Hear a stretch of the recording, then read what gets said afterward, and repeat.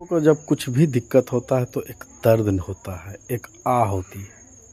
और जब उसका आशियाना ही उजाड़ दिया जाए तो आप समझ सकते हैं कितना दर्द होता होगा, कितना तड़पता होगा, कितना अपने आप को कोसता होगा। ये सोचने वाली बात है। और उसका दर्द वाकई ही देखा जाए तो कोई सुनने वाला नहीं होता। सुनने की बात यह है कि जो गरीब व्यक्ति होता है, गरीब व्यक्ति के पास ना घर होता है ना ज़मीन होता है। कुछ लोगों के पास ज़मीन है भी तो घर नहीं है। आपको पहले से ही पता होगा कि आज आरक्षण SC/ST माइनॉरिटी को दिया गया, इसलिए दिया गया क्योंकि वो गरीब व्यक्ति था, शुरू से ही वो गरीब परिवार से था। उस पर देखा जाए तो जो बड़े जातियों के लोग थे उस पर बहुत जो है अत्याचार किए, उसका शोषण किए। अंग्रेज भी आए तो उसी के साथ शोषण हुआ और आज भी शोषण हो रहा है। ठीक है, शोषण आज भी हो रहा है। तो सोचने की बात यह है कि गरीब के पास ना घर होता है ना ज़मीन होता है, तो जहाँ भी उसको खाली ज़मीन दिखता है वहीं वो अपना आसरा बना लेता है। आसरा बनाने के साथ साथ वो एक ईंट एक पत्थर जमा करके वो घर बनाता है। और जब घर किसी का टूट जाता है उसके सामने में कोई आए और उसके घर को तोड़े तो समझिए कि उसके दिल को दहला देता है। सदमा में लोग चला जाता है, कुछ लोग आत्महत्या कर लेता है, कुछ लोग देखा जाए तो पागल हो जाते हैं।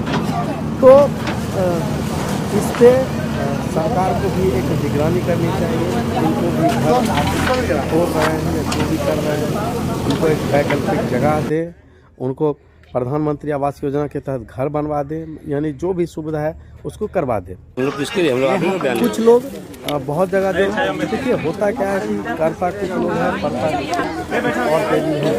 तो कुछ लोग क्या करते हैं कि कुछ लोगों को वैकल्पिक जगह दिया भी गया है, फिर भी वो छोड़ने के लिए तैयार नहीं हो रहा है।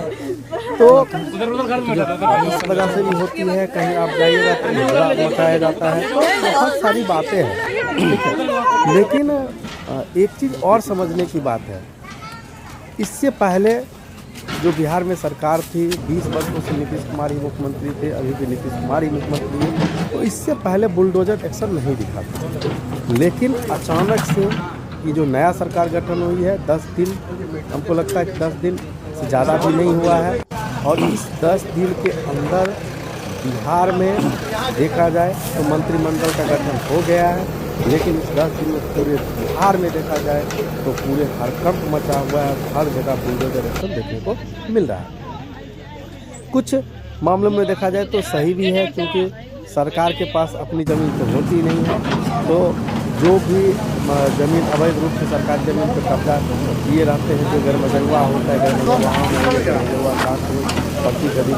अनेक तरह की गैरमजरूआ होता है, ठीक है, उस पर अगर कोई लोग कब्जा करके रखे रहते हैं तो सरकार के पास कोई ऑप्शन नहीं बचता है वो कुछ भी करवाने के लिए। तो इस वजह से मजबूरन उन्हें अतिक्रमण करवाना पड़ता है। और ख़ास करके रही प्रखंड में जो अतिक्रमण रामचंद्र नगर में चल रहा है, ये कोई प्रशासन नहीं बल्कि पटना हाई कोर्ट का आदेश है, और हाई कोर्ट के आदेश के अनुसार इसको खाली करवाना है। तो आप समझ सकते हैं कि न्यायालय जो होती है सर्वोच्च होती है, न्यायालय के सामने किसी का नहीं चलता है, और न्यायालय जो करती है सही करती है, यानी सच करती है।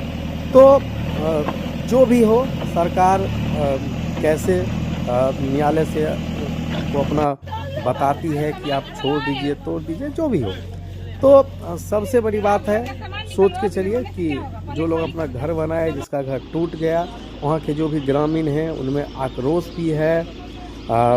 बहुत सारी बातें हैं जो सामने निकल कर आ रही है। बहुत सारा पुलिस बल की तैनाती है, बहुत सारे मतलब वहाँ पे देखने को मिला है।